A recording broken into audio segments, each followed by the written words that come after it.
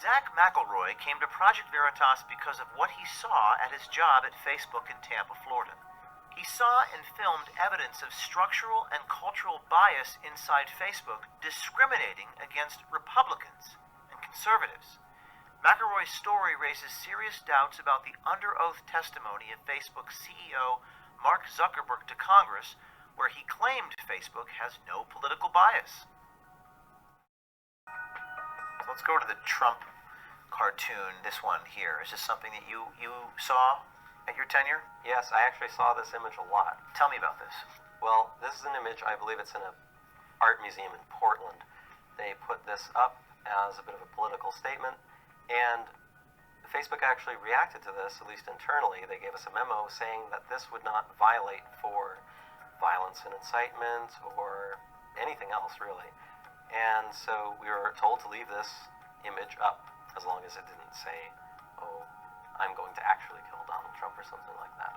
So you just told us about this one, where they allowed it to stay up. They think that this cartoon with Elmer Fudd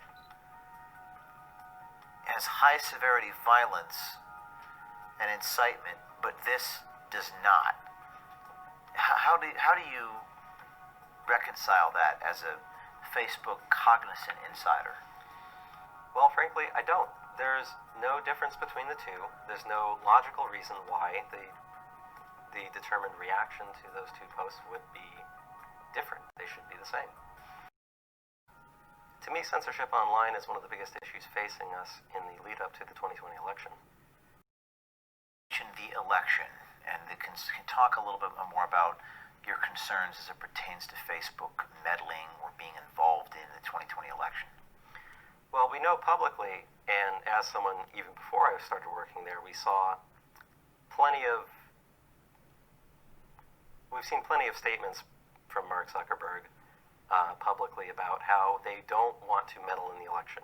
They want to give everybody a free, the platform for everybody to speak freely. But we know that privately they have very different opinions, and we've seen that with the previous Facebook story that you guys published. And I had no doubt that what he said publicly is not what he means to do privately. You've got a formula. You've got a workplace full of mostly liberal-leaning Democrats, leftists essentially, and they are being put in charge of moderating the entire public discourse. Facebook and Instagram are very large platforms, one of the biggest, and our voices are in the hands of people who are almost entirely left-leaning and not right-leaning or otherwise unbiased. And in speaking with a lot of them, I found that they are not at all shy to exercise their political will in deleting or leaving up content, whether or not they're allowed to, or whether or not they'll get penalized for it, especially when they've got nothing to lose, that is to say, they're getting laid off. Stark contrast between Republicans versus Democrats in that queue. I saw upwards of 75 to 80% of the posts in that queue were from Republican pages. Politicians, journalists, and pages that supported the president or supported conservatives. What does that tell you about Facebook/Cognizant's algorithm here?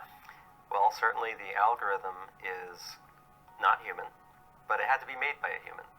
So for 75 to 80% of the posts to be targeting Republicans and conservatives, you can say it was a bot, but somebody had to design that program and looking at what you did and working inside of whatever company they're working. Maybe it's Google, maybe it's Facebook, maybe it's, CNN.